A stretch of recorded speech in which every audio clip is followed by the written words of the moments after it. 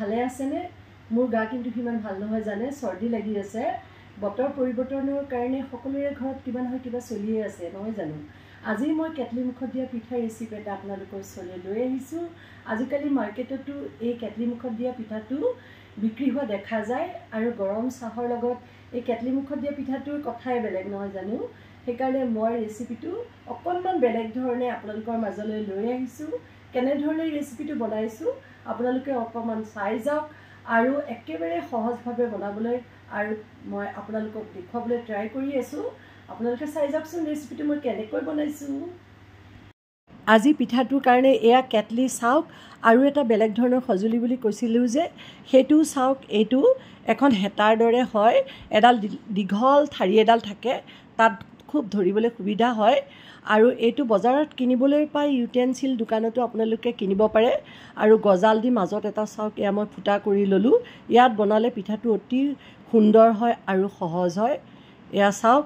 তাৰপিছত এটা কণ্টেইনাৰত মই পিঠাগুড়ি ল'লোঁ, অকণমান নিমখ ল'লোঁ আন্দাজমতে আৰু অকণমান বাটাৰ ল'লোঁ। বাটাৰ নহ'লেও হয়, এইটো বাটাৰটো দিলে অলপ খাবলৈ ভাল হয়। তাৰপিছত এয়া পানী ল'লোঁ, লৈ পিঠাগুড়িখিনি খুব ভালকৈ সানি ল'লোঁ।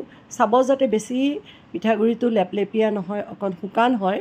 তাৰপিছত কেটলিৰ মুখখন যে আছিলে তাতে এয়া মই কেটলিৰ মুখখনত এই পিঠাগুড়ি সানা পিঠাগুড়িখিনি দিলোঁ।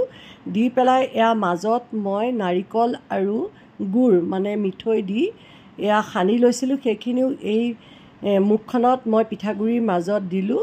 দি পেলাই এয়া ওপৰত খুব ভালকৈ আকৌ পিঠাগুড়ি ইয়াৰ ওপৰত দি দিলোঁ। এয়া দেখিছেনে? পিঠাগুড়িখিনি হেঁচি নিদিব, হেঁচি দিলে পিঠাটো ফুলি নুঠিব। গতিকে পিঠাগুড়িখিনি লাহে লাহে দি খুব ভাল ধৰণে সমান কৰি দিব। দি পেলাই এখন মানে আপোনাৰ ৰুমাল বা এখন কাপোৰ তিয়াই ল'ব, লৈ পেলাই সেইখনেদি ইয়াৰ ওপৰত ভালকৈ মেৰিয়াই ল'ব। আৰু মেৰিয়াই লোৱাৰ আগতে এয়া চাওক দুটামান কাজু দিলোঁ। দি পেলাই এতিয়া এইখন কাপোৰেৰে মই মেৰিয়াই ল'লোঁ। এয়া যেতিয়া কেটলিত পানীটো অলপ ভাপ হৈ আহিলে, পানী যেতিয়া গৰমাইছিলোঁ গেছৰ ওপৰত, ভাপ হৈ অহাৰ পিছত মই যে কেটলিৰ মুখত পিঠাগুড়িখিনি দি পেলাই ৰুমাল দি মেৰিয়াই লৈছিলোঁ, মানে কাপোৰেদি মেৰিয়াই লৈছিলোঁ, সেইখিনি ইয়াৰ ওপৰত দি দিলোঁ।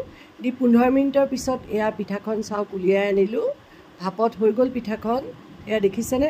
তাৰপিছত আকৌ মই এয়া অলপ এয়া বিট আৰু পালেঙৰ ৰস লৈ, যিহেতু নিমখেৰে বনাইছোঁ পিঠাটো, তাত নিমখ দিছিলোঁ পিঠাগুড়িত, সেইকাৰণে মই পালেঙৰ ৰস আৰু গাজৰৰ ৰস অলপ পিঠাগুড়িত সানি সেইখিনিও ইয়াতে দিলোঁ।